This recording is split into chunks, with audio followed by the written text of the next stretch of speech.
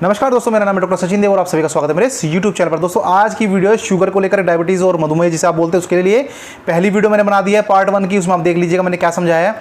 आज की वीडियो में जो सेकंड पार्ट इसका मैंने बनाया शुगर का यानी डायबिटीज़ का, तो इसमें मैं जो टॉपिक कवर करूँगा मैं इसमें कवर करूँगा कि टाइप 1 और टाइप 2 क्या होता है। पिछली वीडियो में मैंने आपको बता दिया था शुगर क्या होता है और शुगर कितने तरह का होता है। नॉर्मल लैंग्वेज में समझाया था, किताबी भाषा में नहीं, जो एक आम जन को समझ में आ जाए।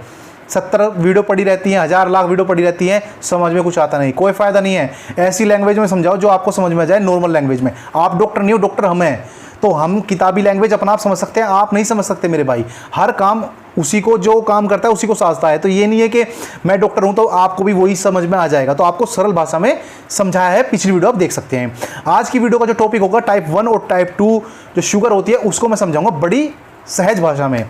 तो टाइप 1 और टाइप 2 होता क्या है भैया? इसका कोई अलग टेस्ट तो है नहीं कि भैया खून में आपने जांच कराई और शुगर आया मेरा 400 mg/dl, इतना बढ़ा हुआ। अब ये टाइप 1 है या टाइप 2 है?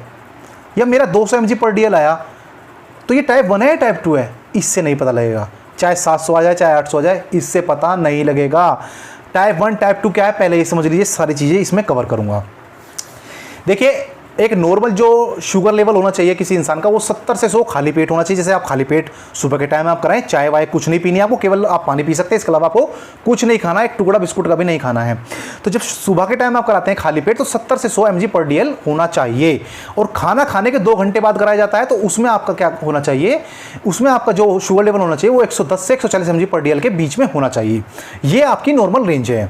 लेकिन अगर आपने खाना नहीं खाया, खाली पेट कराया, उसमें आपका 200 आ गया, 150 आ गया, खाना खाने के बाद कराया 2 घंटे बाद, जिसे पोस्ट प्रेंडियल बोलते हैं, उसमें आपका 220, 250, 300, 400 जो भी आ गया, तो ये आपको डायबिटीज़ की बीमारी है। लेकिन अभी भी इससे ये नहीं पता लगा कि टाइप 1 है या टाइप 2 है। अब जैसे मान लिया हमारे पास पेशेंट आए, हमने चेक किया, खाने के बाद उसका निकला 400 mg/dl, तो मैं अभी ये नहीं कहता हूँ उसे कि भाई तुझे टाइप 1 है टाइप 2। अब समझिए प्रोसीजर क्या होता है हम लोगों का, मेरा खास करके, मुझे औरों का नहीं पता। अलग अलग डॉक्टर अलग अलग चीज़ें करता है। जैसे अलग अलग एक औरत खाना बनाने के लिए अलग अलग मसालों का काम लेती है। अब ऐसा नहीं सबके घर में खाने अच्छे बनते हैं, सब टेस्टेड बनाते हैं, लेकिन सबका तरीका, सबका बनाने का, इस्तेमाल करने का चीज़ों को, वो सब अलग अलग होता है। हर डॉक्टर का तरीका पेशेंट के साथ अलग अलग होता है। तो जो मेरा तरीका, मैं पेशेंट के साथ ट्रीट जो मैं करता हूँ पेशेंट को, वो मैं आपको बता रहा हूँ। तो भाई जैसे हमने चेक किया, उसका खाने के बाद ही ले लें, खाने से पहले की बात ना करें, खाने के बाद ले लें, और शुगर बढ़ा हुआ आ रहा है 400 mg/dl, तो सबसे पहले क्या करते हैं, हम दवाइयाँ देते हैं उसे खाने के लिए। खाने वाली जो दवाई होती है, एक गोली सुबह एक गोली शाम, 400 है काफ़ी बढ़ा हुआ है तो एक गोली सुबह एक गोली शाम, खाने से पहले, नाश्ते से पहले हम उस चीज़ को देते हैं। गोली क्या करती है, जो अग्नाशय होता है वो इंसुलिन निकालता है। पिछली वीडियो में सारी चीज़ सिखाई गई है, प्लीज़ उसे जरूर देखेगा, आपको सब चीज़ समझ में आएगी। सीरीज बनाने का यही मतलब था कि ज़्यादा लंबी वीडियो हो जाएगी भाई, आधा घंटे 2 घंटे की वीडियो बन जाएगी, क्योंकि बहुत सारी चीज़ें कवर करनी है और मैं सरल भाषा में समझा रहा हूँ तो ज़्यादा टाइम लगेगा, वरना एक वीडियो में कवर कर देता, समझ में कुछ नहीं आता। तो इंसुलिन जो निकलता है अग्नाशय से, जो एक हार्मोन होता है, वो क्या करता है, जैसे आपने कोई खाना खाया, उसमें कार्बोहाइड्रेट्स है, आप चावल खा रहे, कार्बोहाइड्रेट्स है उसमें, आपने खाना खाया, तो उस कार्बोहाइड्रेट्स में से हमारा जो पचाने वाला तंत्र है ना, उसमें से पहले शुगर को यानी ग्लूकोज को अलग कर देता है। अब इस ग्लूकोज का काम क्या है, शरीर को एनर्जी देना। अब इसका इस्तेमाल कैसे होगा, अग्नाशय जो होता है, जो पैंक्रियाज होता है भाई, वो शुगर को कैसे एनर्जी में बदलेगा वो बताता हूँ। इसमें से जो अग्नाशय में से इंसुलिन निकलता है, एक हार्मोन्स होता है, तो उस जो इंसुलिन होता है वो खींचता है शुगर को जो अलग हुई है कार्बोहाइड्रेट से। अब उस ग्लूकोज को खींच के सारी बॉडी के सारे अंगों तक पहुंचाता है, ताकि आपको एनर्जी मिल सके, ताकत मिल सके, काम करने की आपको चुस्ती फुर्ती मिल सके। जैसे glucose D, Glucon D, direct आपको शुगर मिलती है, ग्लूकोज मिलता है, तुरंत आपको एनर्जी मिल जाती है। यही कारण है जिम जाने से पहले आपको बताया जाता है आलू खाकर जाइएगा, तुरंत एनर्जी के लिए, चावल खाकर जाइएगा, तुरंत एनर्जी के लिए, ये सब समझिएगा। ठीक, अब क्या होता है, जो टाइप 2 है तो उसमें क्या होगा, आपका इंसुलिन या तो निकलेगा नहीं, हालांकि निकलता है बट कम मात्रा में निकलता है, तो शुगर को पूरी तरह से वो एब्जॉर्ब नहीं कर पाता है, तो शुगर खून में मिलती है और डायबिटीज़ आपकी बन जाती है। खून में शुगर आ गई तो आपको हो गया ना शुगर के मरीज़, क्योंकि आपने इस्तेमाल नहीं की वो शुगर। तो कम इंसुलिन निकलने की वजह से आपने वो शुगर इस्तेमाल नहीं की, तो आप टाइप 2 के पेशेंट हैं। और टाइप 1 में क्या होता है, इंसुलिन बिल्कुल ही नहीं निकल रहा है, आप गोली खाओगे, इंसुलिन निकलना खराब हो चुकी है, वो ग्रंथि जहाँ से इंसुलिन निकलता है, तो अब आप गोली खा लो, कुछ नहीं होगा, आपको इंजेक्शन लेने ही होंगे। इंसुलिन के इंजेक्शन आते हैं, पेन वाली एक स्टिक आती है कार्ट्रिज वाली, वो आप ले सकते हैं या इंजेक्शन ले सकते हैं। इंजेक्शन बेहतर है क्योंकि वो सस्ते आते हैं, घर पर ही आप इस्तेमाल कर सकते हैं। तो जब इंसुलिन बिल्कुल ही नहीं बन रही है तो वो टाइप 2 है। अब आप कैसे पता करें कि इंसुलिन बन रही है नहीं बन रही है? फिर वही वाली बात, हम पेशेंट को दवाई देते हैं, अब एक हफ्ते बाद फिर बुलाते हैं और उसका शुगर चेक करते हैं। अगर 400 से कम हुआ है, चाहे 380, 370, 350, तो इंसुलिन बन रहा है, चाहे कम मात्रा में बन रहा है, इंसुलिन बन रहा है तभी तो कम हुआ। दवाइयाँ क्या करती है, आपके गनाशय को बोलती है भाई इंसुलिन निकाल, शुगर आ गई है, इंसुलिन निकाल और उसका इस्तेमाल कर, तो वो इंसुलिन ज़्यादा निकालता है। यानी वो ठीक तो है लेकिन उसे उकसाने की जरूरत है। जैसे आपका मन नहीं करता है जिम जाने का, दोस्त फोन करता है आज भाई चल जिम चलते, जिम करते हैं, आपका मन कर गया, अगर दोस्त ने फ़ोन नहीं किया आप जिम नहीं गए, ठीक। उसी तरह दवाइयाँ भी आपको उकसाती हैं कि इंसुलिन बाहर निकालो, तो वो इंसुलिन आपने निकाल दिया। लेकिन अगर आपकी जैसे 400 रीडिंग थी, अगले हफ्ते आए, चेक किया 401 थी, 402 थी या 400 थी, 500 हो गई, यानी इंसुलिन नहीं निकल रहा है, काम गोली नहीं कर रही है, समझ जाइए अब है टाइप 2। क्योंकि चाहे 1% घटे भाई रीडिंग, दवाइयों से रीडिंग घटती जरूर है, लेकिन अगर दवाई देने के बाद आपकी रीडिंग नहीं घट रही है, आपको टाइप 2 की बीमारी है, आपको इंजेक्शन लेने होंगे, कोई चारा नहीं है, मजबूरी है। अभी तक कोई ऐसी दवाई नहीं बन पाई है, कोई ऐसी चीज़ नहीं बन पाई है जो इंजेक्शन से अलग आपको फ़ायदा पहुंचा दे। तो यह आपने समझ लिया होगा टाइप 1 और टाइप 2 क्या होता है।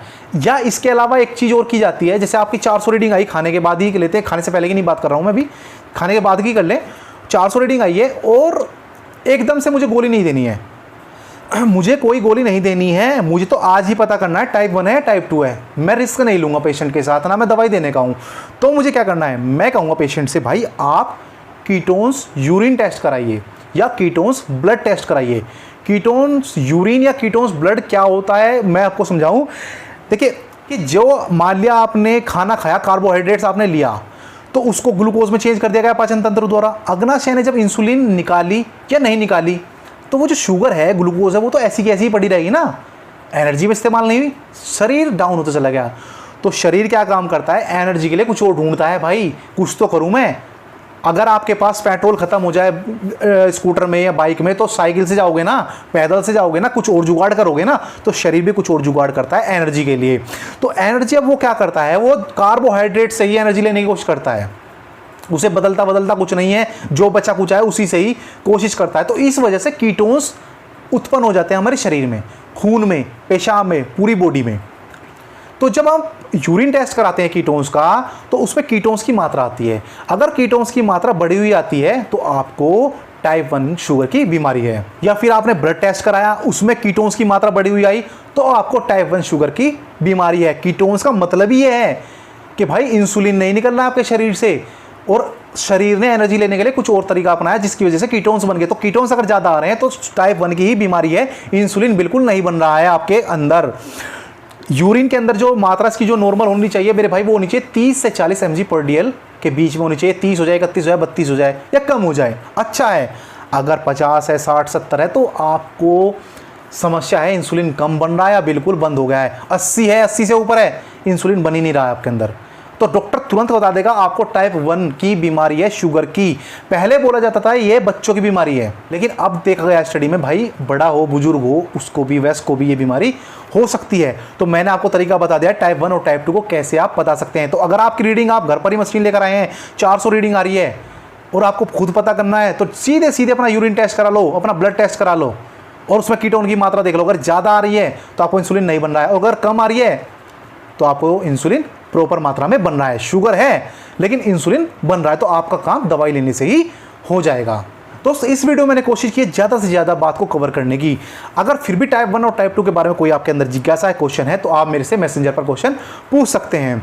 2 वीडियो बन चुकी है टाइप 1 और टाइप 2 की, और शुगर क्या होता है और इसके कितने सारे टाइप होते हैं। पहली वीडियो मैंने बनाई थी, दूसरी वीडियो है, अगला पार्ट मैं जल्दी से लेकर आऊँगा। ढेर सारी वीडियोस है शुगर को लेकर के, इंसुलिन के बारे में भी आपको जानकारी देनी है। ये चीज़ें तो मैंने बता दी आपको, और ये भी चीज़ बताऊंगा कितने यूनिट आपको इंसुलिन लेनी होती है, कितनी बार आपको लेनी होती है, कब लेनी होती है, खाने से पहले, खाने के बाद में, बहुत सारी जानकारी है। वो अगली वीडियो में मैं आपके सामने लेकर के आऊँगा। तब तक अपना ध्यान रहे, स्वस्थ रहे, मस्त रहे, तंदुरुस्त रहे। आपका दिन शुभ हो। नमस्कार, धन्यवाद।